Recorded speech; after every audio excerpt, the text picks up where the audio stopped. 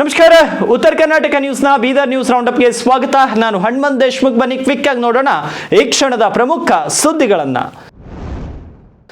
ಇನ್ನು ಬೀದರ್ನಲ್ಲಿ ಸದ್ಯ ನಡೆಯುತ್ತಿರುವ ಡಿಪ್ಲೊಮಾ ಕೃಷಿ ಕಾಲೇಜನ್ನ ಮೇಲ್ದರ್ಜೆಗೇರಿಸಿ ಬಿಎಸ್ಸಿ ಕೃಷಿ ಕಾಲೇಜು ಪ್ರಾರಂಭಿಸಬೇಕೆಂದು ಮುಖ್ಯಮಂತ್ರಿ ಸಿದ್ದರಾಮಯ್ಯ ಅವರಿಗೆ ಮಾಜಿ ವಿಧಾನ ಪರಿಷತ್ ಸದಸ್ಯ ಅರವಿಂದ್ ಕುಮಾರ್ ಅರಳಿ ಸರ್ಕಾರವನ್ನು ಒತ್ತಾಯಿಸಿದ್ದಾರೆ. ಬೀದರ್ ಜಿಲ್ಲೆಯಲ್ಲಿ ಈಗಾಗಲೇ ಸರ್ಕಾರಿ ತೋಟಗಾರಿಕೆ ಕಾಲೇಜು, ಕರ್ನಾಟಕ ಪಶು ವೈದ್ಯಕೀಯ ಮತ್ತು ಮೀನುಗಾರಿಕೆ ವಿಜ್ಞಾನಗಳ ವಿಶ್ವವಿದ್ಯಾಲಯ ಹಾಗೂ ಸರ್ಕಾರಿ ಇಂಜಿನಿಯರಿಂಗ್ ಕಾಲೇಜ್ ಕಾರ್ಯನಿರ್ವಹಿಸುತ್ತಿದೆ. ಆದರೆ ಕೃಷಿ ಕಾಲೇಜಿನ ಕೊರತೆಯಿಂದ ಜಿಲ್ಲೆಯ ವಿದ್ಯಾರ್ಥಿಗಳು ಬೇರೆ ಜಿಲ್ಲೆಗಳಿಗೆ ತೆರಳಬೇಕಾದಂತಹ ಪರಿಸ್ಥಿತಿ ನಿರ್ಮಾಣವಾಗಿದೆ. 2015ರಲ್ಲಿ ಕೃಷಿ ಕಾಲೇಜು ಸ್ಥಾಪನೆಗಾಗಿ ಸರ್ಕಾರಕ್ಕೆ ಮನವಿ ಸಲ್ಲಿಸಲಾಗಿದ್ದು, ಈ ಸಂಬಂಧ ರಾಯಚೂರು ಕೃಷಿ ವಿಶ್ವವಿದ್ಯಾಲಯ ಸಮಿತಿಯನ್ನು ರಚಿಸಿ ಅಧ್ಯಯನ ನಡೆಸಿತ್ತು. ಬೀದರ್ನಲ್ಲಿ ಕೃಷಿ ಕಾಲೇಜು ಸ್ಥಾಪನೆಗೆ ಪೂರಕ ವಾತಾವರಣವಿದೆ ಎಂದು ಸಮಿತಿಯ ವರದಿ ನೀಡಿದ್ರು, ನಂತರ ಯಾವುದೇ ಕ್ರಮ ಕೈಗೊಳ್ಳಲಾಗಿಲ್ಲ ಅಂತ ಅವರು ತಿಳಿಸಿದ್ದಾರೆ. ಬೀದರ್ನಲ್ಲಿ ಒಂದು ಕೃಷಿ ಮಹಾವಿದ್ಯಾಲಯ ಮಾಡಬೇಕು ಅಂತಂದು ಒತ್ತಾಯ ಜಿಲ್ಲೆಯಿಂದ ಮಾಡ್ತಾ ಬಂದಿದ್ವಿ. ಈ ಹಿಂದೆ ಸಿದ್ದರಾಮಯ್ಯ ಗವರ್ಮೆಂಟ್ ಇದ್ದಾಗ ನಮ್ಮ ಕಾಜಿ ಅರಸದಲ್ಲಿ ಅವರ ನೇತೃತ್ವದ ಸಮಿತಿಯಾಗಿ ಅದು ಕೂಡ ಇಲ್ಲಿ ಕೃಷಿ ಕಾಲೇಜ್ ಮಾಡಬೇಕು ಅಂತ ಒಂದು ಒತ್ತಾಯ ಮಾಡಿದ್ವಿ. ಆ ನಂತರ ನಾನು ಇದಾದ್ಮೇಲೆ MLC ಆದ್ಮೇಲೆ BJP ಸರ್ಕಾರದಲ್ಲಿ ಹಲವು ಸಲ ನಾನು ಒತ್ತಡ ಮಾಡಿದಾಗ ಕೆಲವರು ಒಂದು ಸಂದರ್ಭ ಹಿಂಗೆ ಬಂದಿತ್ತು, ಈಗ ಡಿಕ್ಲೇರ್ ಮಾಡೋದಂತ BC ಪಾಟೀಲ್ ಅವರು ಸಚಿವರಿದ್ರು ಮಾಡೋದಿದ್ದಾಗ ಆವಾಗ ಮಧ್ಯದಲ್ಲಿ ಪ್ರಭು ಚವ್ಹಾಣ್ ಅವರು ಇಲ್ಲ ನಾನು ನಿಲ್ಲಿಸಿದ್ದೀನಿ, ನಾನು ಮಾತು ಕೇಳಬೇಕು, ನೀವು ನನ್ನ ತಾಲೂಕು ಕೊಡಬೇಕು ಅಂತ ಅವ್ರು ಜಗಳ ಆಡಿದ್ರು. ಆ ಟೈಮಿಗೆ ಅದು ಅಲ್ಲೇ ಸ್ಥಗಿತ ಆಯ್ತು. ಆಮೇಲೆ ಅದಕ್ಕೂ ತನಿಖೆ ಆಯ್ತು. ತನಿಖೆ ಆದ್ಮೇಲೆ ಒಂದು ರಿಪೋರ್ಟ್ ಏನು ಹೋಯ್ತು, ಅದಕ್ಕೆ ಇಲ್ಲಿ ಕೌಡವ ಹತ್ರ, ಅವರ ತಾಲೂಕು ಕೌಡವ ಹತ್ರ ಒಂದು ಜಮೀನು ನೋಡಿ ಅದು ಅಲ್ಲಿ ಕೃಷಿ ಕಾಲೇಜು ಮಾಡಬೇಕು ಅಂತ ಮಾಡಿದ್ರು. ಆದ್ರೆ ನನ್ನ ಒತ್ತಾಯ ಏನಿದೆ, ಇವಾಗ ಬೀದರ್ನಲ್ಲಿ ಕೃಷಿ ಕಾಲೇಜಿಗೆ ಬೇಕಾದಂತ ಪೂರಕವಾದಂತ ವಾತಾವರಣ ಇದೆ. ಏನಂದ್ರೆ ಇನ್ಫ್ರಾಸ್ಟ್ರಕ್ಚರ್ ಪೂರ ಇದೆ. ಯಾಕಂದ್ರೆ ಇಲ್ಲಿ ಕೃಷಿ ಡಿಪ್ಲೊಮಾ ಕೋರ್ಸ್ ನಡೀತಾ ಇದೆ. ಆ ಕೋರ್ಸು ಇಡೀ ಸ್ಟೇಟ್ನಾಗೆಲ್ಲ ಬಂದಾಗಿದೆ. ನಾನು ಹಿಂದೆ ಅಧಿವೇಶನದಲ್ಲಿ ಜಗಳ ಆಡಿದ ನಂತರ ಈಗ ಇರ್ಲಿ ಅಂತಂದು ಇಲ್ಲಿ ಒಂದು ಹಂಗೆ ಕಂಟಿನ್ಯೂ ಮಾಡಿದ್ದಾರೆ. ನಾನು ಒತ್ತಾಯ ಏನಿದೆ ಈ ಟೈಮ್ನಾಗೆ, ಈ ಕೃಷಿ ಡಿಪ್ಲೊಮಾ ಏನಿದೆ ಅದನ್ನ ಅಪ್ಗ್ರೇಡ್ ಮಾಡಿ BSc ಅಗ್ರಿ ಮಾಡಿದೆ ಅಂತ ನಂದು ಒತ್ತಾಯ ಇದೆ. ಯಾಕಂದ್ರೆ ಇಲ್ಲಿ ಬೇಕಾದಂತ ಸಂಶೋಧನಾ ಕೇಂದ್ರಗಳದಾವ, IRCS ಸೆಂಟರ್ ಇದೆ, ಆಮೇಲೆ KVK ಇದೆ, ಅಲ್ಲಿ ಹಾಸ್ಟೆಲ್ ಬಿಲ್ಡಿಂಗ್ ಇದೆ, ಹುಡುಗರಿಗೆ ಬೇರೆ ಬೇರೆ ಇದೆ, ಆಮೇಲೆ ಕಾಲೇಜ್ ಬಿಲ್ಡಿಂಗ್ ಇದೆ, ಆಫೀಸ್ ಬಿಲ್ಡಿಂಗ್ ಇದೆ, ಎಲ್ಲಾ ಇನ್ಫ್ರಾಸ್ಟ್ರಕ್ಚರ್ ರೆಡಿ ಇದೆ.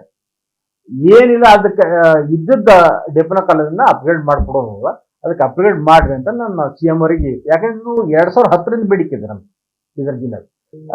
ಮಾನ್ಯ ಸಿದ್ದರಾಮಯ್ಯ ಅವರು ಒಂದು ಬಡವರ ಒಂದು ನೋವಿಗೆ ಸ್ಪಂದನೆ ಮಾಡಿರೋದ್ರ ಆ ಹಿನ್ನೆಲೆಯಲ್ಲಿ ನಾನು ಕೇಳ್ತೀನಿ, ಇಲ್ಲಿ ಬಡವರೇ ಓದೋಂತ ಒಂದು ಕೃಷಿ ಕಾಲೇಜ್ ಇದ್ರೆ ನಮಗೆ ಇನ್ನೂ ಅನುಕೂಲ ಆಗ್ತದ, ಅದಕ್ಕೆ ಅಪ್ಗ್ರೇಡ್ ಮಾಡಿ ಕೊಡ್ರಿ ಅಂತ ನಾನು ಮನವಿ ಮಾಡಿದ್ದೀನಿ ಅಷ್ಟೇ, ಮತ್ತೆ ಬೇರೇನೂ ಇಲ್ಲ. ಅವರು ಈ ನಮ್ಮ ಮನವಿಯನ್ನ ಪರಿಗಣಿಸಿ ಇಲ್ಲಿ ಮಾಡ್ತಾರಂಬ ನಾವು ವಿಶ್ವಾಸ ಇದೆ.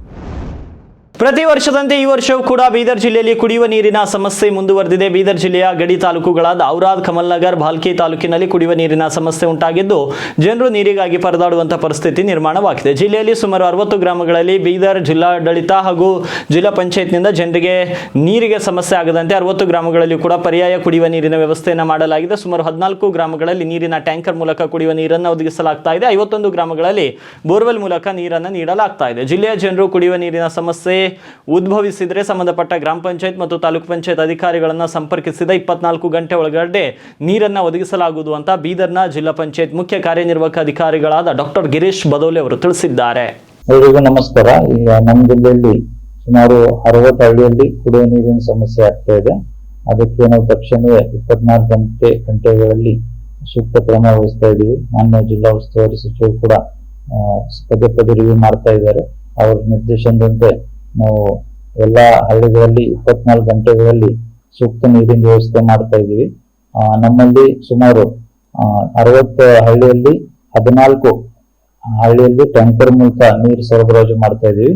ಮತ್ತೆ 51 ಹಳ್ಳಿಗಳಲ್ಲಿ ಪ್ರೈವೇಟ್ ಬೋರ್ವೆಲ್ ಕೂಡ ನಾವು ಹೈರ್ ಮಾಡಿದ್ದೀವಿ. ಸೊ ಕೆಲವೊಂದು ಹಳ್ಳಿಯಲ್ಲಿ 1 ಬೋರ್ವೆಲ್ 2 ಬೋರ್ವೆಲ್ ಕೂಡ ಹೈರ್ ಮಾಡಬೇಕಾಗತ್ತೆ. ಸೊ ಒಟ್ಟಾರೆ 60 ಹಳ್ಳಿಯಲ್ಲಿ ನಮ್ಮಲ್ಲಿ ಈಗ ಸಮಸ್ಯೆ ಆಗ್ತಾ ಇದೆ. ಸೊ ನಾವು ಅದಕ್ಕೆ ಕ್ರಮ ಕೈಗೊಳ್ತಾ ಇದ್ದೀವಿ. ಮತ್ತೆ ಎಲ್ಲೇ ಯಾವ ಊರಲ್ಲೂ ಕುಡಿಯೋ ನೀರಿನ ಸಮಸ್ಯೆ ಆಗದ ತರ ನಾವು ನೋಡ್ಕೊತಾ ಇದ್ದೀವಿ. ಬೀದರ್ ಜಿಲ್ಲೆಯ ಚುಟುಕುಪ್ಪ ತಾಲೂಕಿನ ಉಡ್ಡಮಳ್ಳಿ ಗ್ರಾಮ ಪಂಚಾಯತ್ ವ್ಯಾಪ್ತಿಯ ಕಾರಕಪಳ್ಳಿ ಗ್ರಾಮದಲ್ಲಿ ತಾಂಡವವಾಡುತ್ತಿರುವ ಅಸ್ವಚ್ಛತೆಯ ಬಗ್ಗೆ ಪಂಚಾಯತ್ ಅಭಿವೃದ್ಧಿ ಅಧಿಕಾರಿಗಳ ದಿವ್ಯ ಮೌನದ ವಿರುದ್ಧ ಗ್ರಾಮಸ್ಥರು ಆಕ್ರೋಶವನ್ನ ಹೊರಹಾಕಿದ್ದಾರೆ. ಗ್ರಾಮದಲ್ಲಿ ಅವೈಜ್ಞಾನಿಕವಾಗಿ ನಿರ್ಮಿಸಲಾಗಿರುವ ಮೋರಿಗಳಿಂದ ಕೊಳಚೆ ನೀರು ಹರಿದು ಹೋಗದೆ ನಿಂತಲ್ಲಿಯೇ ನಿಂತು ಗ್ರಾಮದ ಅಸ್ವಚ್ಛತೆಗೆ ಕಾರಣವಾಗಿದೆ. ಕೊಳಚೆ ನೀರು ನಿಂತಲ್ಲೇ ನಿಂತು ಗ್ರಾಮದ ತುಂಬಾ ಸೊಳ್ಳೆಗಳ ಕಾಟ ಹೆಚ್ಚಾಗಿ ಗ್ರಾಮಸ್ಥರನ್ನ ನಿತ್ಯ ರೋಗಕ್ಕೆ ಈಡು ಮಾಡುವಂತೆ ಮಾಡಿದೆ. ರಸ್ತೆಯಲ್ಲಿ ಓಡಾಡುವಾಗ ಮೂಗು ಬಾಯಿ ಮುಚ್ಚಿಕೊಂಡು ಓಡಾಡುವ ಪರಿಸ್ಥಿತಿ ನಿರ್ಮಾಣ ಅಂತ ಗ್ರಾಮಸ್ಥರು ಆರೋಪಿಸಿದ್ದಾರೆ. ಈ ಬಗ್ಗೆ ಉಡುಮನಹಳ್ಳಿ ಪಂಚಾಯತ್ ಅಭಿವೃದ್ಧಿ ಅಧಿಕಾರಿಗಳ ಗಮನಕ್ಕೆ ತಂದರೂ ಯಾವುದೇ ಕ್ರಮ ಕೈಗೊಳ್ಳುತ್ತಿಲ್ಲ. ಅದರಿಂದ ಸಂಬಂಧಪಟ್ಟ ಅಧಿಕಾರಿಗಳು ಕೂಡಲೇ ಕ್ರಮ ವಹಿಸಿ ಗ್ರಾಮಸ್ಥರಿಗಾಗಿರುವ ಸಮಸ್ಯೆಯನ್ನ ಬಗೆಹರಿಸಬೇಕು ಅಂತ ಒತ್ತಾಯಿಸಿದ್ದಾರೆ. ಪೈಪ್ ಹಾಕಿದ್ರು ಗಲೀಜ್ ಆಗಲ್ದು, ಪೈಪ್ ಹಾಕಲ್ರು ಎಲ್ಲ ಒಣ ಹಿಂಗೆ ನೀರ್ ಬಿಟ್ರ ಕಾಲಿನ ಬರಬರ್ರಿ ಮಾಡ್ಯಾರ. ಕಾಲಿನ ನೋಡ್ರಿ ಯಾವ ರೀತಿ ಅದ ನೋಡ್ರಿ, ಹಾದಿ ನೋಡ್ರಿ, ಇವರೆಲ್ಲ ನೀರಾಗಿ ಜಮಾ ಆಗಿ ಇಲ್ಲೇ ಬರ್ತಾವೆ. ನೋಡ್ರಿ ಇದು ಗಲೀಜು ವಾಸನೆ ಹೋಗ್ತದೆ. ಮನೆ ಆಜು ಬಾಜು ಎಲ್ಲ ಮನೆ ಅವ, ಇಲ್ಲಿ ಚಿಕ್ಕಡು ತುಂಬ ಹೋಗ್ಯಾವ.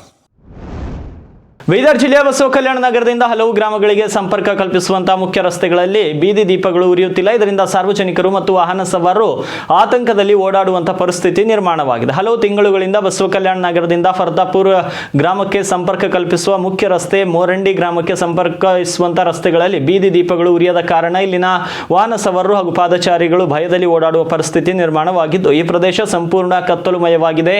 ಈ ಸಮಸ್ಯೆ ನಗರಸಭೆ ಹಾಗೂ ಕೆಬಿ ಇಲಾಖೆ ಗಮನಕ್ಕಿದ್ರೂ ಕೂಡ ಅಧಿಕಾರಿಗಳು ಕಣ್ಮುಚ್ಚಿ ಕುಳಿತಿರುವುದು ವಿಪರ್ಯಾಸದ ಸಂಗತಿ. ಪ್ರತಿನಿತ್ಯ ಸಾವಿರಾರು ಜನರು ಈ ಪ್ರದೇಶದಲ್ಲಿ ಓಡಾಡುತ್ತಾರೆ. ಕತ್ತಲಿನ ವಾತಾವರಣದಲ್ಲಿ ಕಳ್ಳತನವಾಗುವ ಸಂಭವ ಹೆಚ್ಚಾಗುವ ಸಾಧ್ಯತೆ ಇದೆ. ಸಾರ್ವಜನಿಕ ವಲಯದಲ್ಲಿ ಮಾತುಗಳು ಈ ರೀತಿ ಕೇಳಿ ಬರ್ತಾ ಇದೆ. ಮುಂದಿನ ದಿನಗಳಲ್ಲಾದರೂ ಅಧಿಕಾರಿಗಳು ಎಚ್ಚೆತ್ತುಕೊಂಡು ಸಮಸ್ಯೆ ಬಗೆಹರಿಸ್ತಾರ ಅನ್ನೋದನ್ನ ಕಾದು ನೋಡಬೇಕಾಗಿದೆ.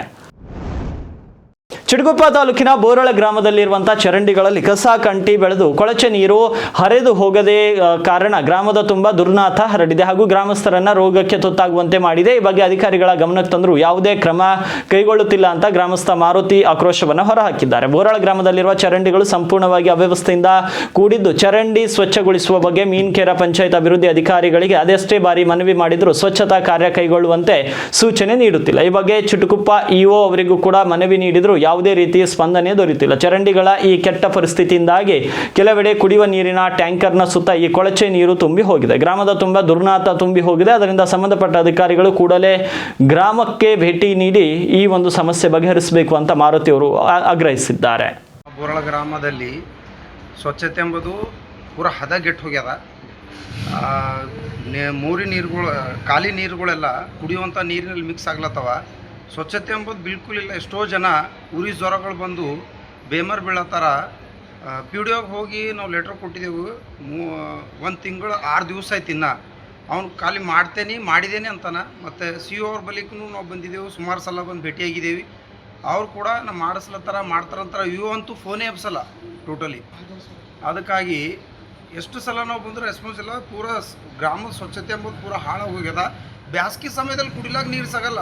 ಅಂಥ ಸಂದರ್ಭಗಳಲ್ಲಿ ನೀರಿನಲ್ಲಿ ಬೋರಿಂಗ್ನಲ್ಲಿ ಒಳಗೆ ನೀರು ಹೋಗಿ ಮಿಕ್ಸ್ ಆಗ್ಲತ್ತವ. ವಿಡಿಯೋಗಳೆಲ್ಲ ನಾವು ಹಾಕಿವಿ, ಆದ್ರೂ ಕೂಡ ಅದು ರೆಸ್ಪಾನ್ಸ್ ಸಿಗ್ತಾಯಿಲ್ಲ. ಸಿ ಒ ಅವರಿಗೂ ಬಂದು ಹೇಳಿದೆವು. ಇವು ಅಂತೂ ಟೋಟಲಿ ಫೋನೇ ಎಬ್ಸಲ್ಲ.